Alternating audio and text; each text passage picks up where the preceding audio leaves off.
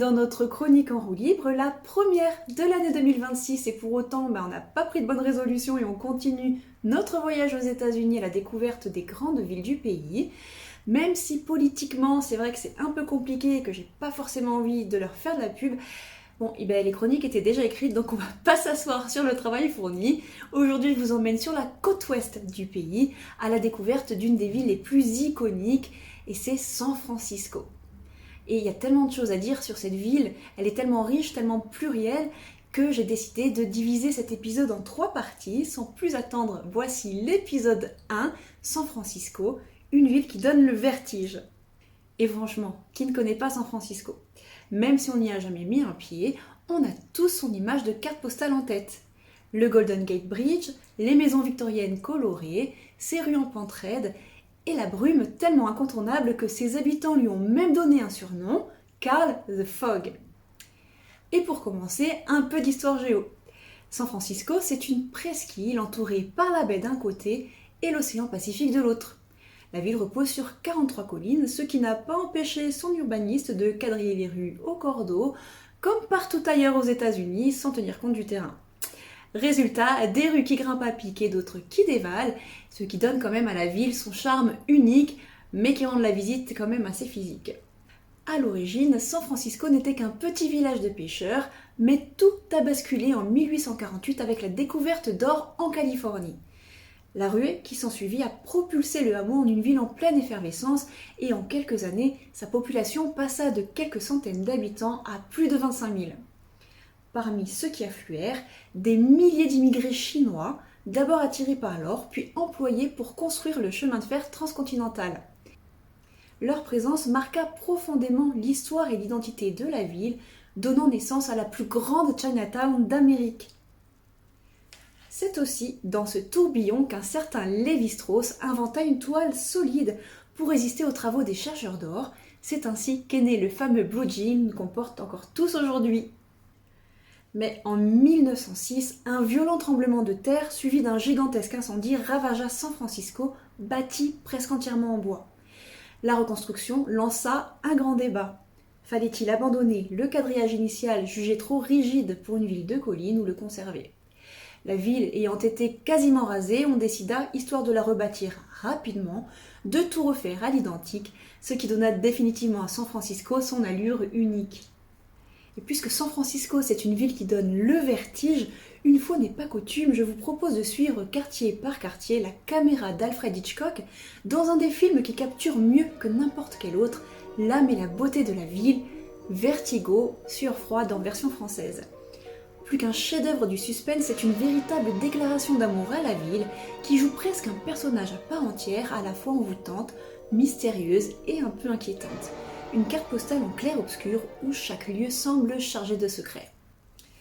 Dans une des premières scènes, Hitchcock fait passer sa protagoniste Madeleine, jouée par l'une de ses actrices fétiches Kim Novak, par Mission Dolores. Sa vieille église espagnole et surtout son minuscule cimetière attenant avec ses tombes penchées racontent les origines de la ville. Mais aujourd'hui, le quartier bien plus vivant est surtout connu pour ses fresques murales. Une véritable galerie à ciel ouvert où chaque mur raconte une histoire de lutte ou d'identité.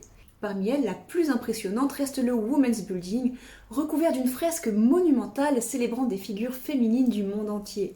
Des couleurs éclatantes, des visages puissants, l'art ici n'est pas qu'ornement, il est revendication. Quelques plans plus loin, Madeleine s'arrête au musée de la Légion d'honneur, fascinée par le portrait d'une certaine Carlota Valdés, figure mystérieuse du passé. Puis direction le Palace of Fine Arts où elle contemple le bassin, immobile comme suspendu dans une autre époque. Hitchcock nous conduit ensuite à Fort Point, dans une des scènes les plus marquantes du film où Madeleine se jette dans la baie. Elle est repêchée par Scotty, un détective privé qui la file depuis le début, joué par James Stewart. Il la ramène dans son appartement, qui existe d'ailleurs toujours au 900 Lombard Street, cette fameuse rue si raide qu'on a dû la faire zigzaguer. Et c'est depuis ses fenêtres ou son entrée que l'on aperçoit tout au long du film la Coit Tower, cette curieuse tour blanche en forme de lance à incendie. Elle a été financée par Lily Hitchcock Coit, et n'ont aucun rapport avec Alfred ni avec autre chose d'ailleurs, et cette grande femme des pompiers a légué sa fortune à la ville pour l'embellir. Résultat, une tour hommage qui est devenue l'un des symboles de la ville. Pour y accéder, le mieux reste les Filbert Steps, des escaliers en bois bordés de jardins où vivent carrément des perroquets sauvages, en plein San Francisco. Une balade insolite et assez magique, suspendue au-dessus de la ville, loin de son tumulte. Quelques jours plus tard, Scotty emmène Madeleine à Muir Woods, une forêt de redwoods, ces séquoias côtiers géants parmi les plus hauts du monde. Lumière tamisée, troncs millénaires, silence mystique, un lieu où on peut encore se promener, protégé depuis plus d'un siècle. Et pour y aller, il faut traverser le Golden Gate Bridge. Et là, difficile d'y échapper, c'est l'image la plus iconique de San Francisco. Alors, petite précision, il n'est pas rouge, il est orange international, une teinte choisie pour mieux résister au brouillard et au vent, et surtout pour rester visible des bateaux qui entrent dans la baie. On l'a vu trembler, exploser, s'écrouler 1000 fois à l'écran, preuve qu'ici, même un monument peut devenir acteur. Dans X-Men, l'affrontement final, Magneto le déplace carrément pour faire passer son armée de mutants. Dans La planète des singes et les origines, la dernière bataille entre primates et humains s'y joue. Et en 1978, Christopher Reeve, le vrai Superman, sauve un bus scolaire prêt à basculer. Et puisque ce pont est une star, autant le vivre en vrai. Le traverser à vélo est une expérience incontournable. La vue sur la ville, la brume qui s'accroche au câble, le vent sur le visage, c'est à la fois sportif et bucolique. De l'autre côté, on arrive à Sausalito, un petit port coloré au charme méditerranéen, parfait pour faire une pause en terrasse ou flâner dans ses boutiques. Et puisqu'on parle de pause, on va s'arrêter là pour aujourd'hui avant de traverser le pont en sens inverse la prochaine fois et découvrir d'autres quartiers et facettes de la ville.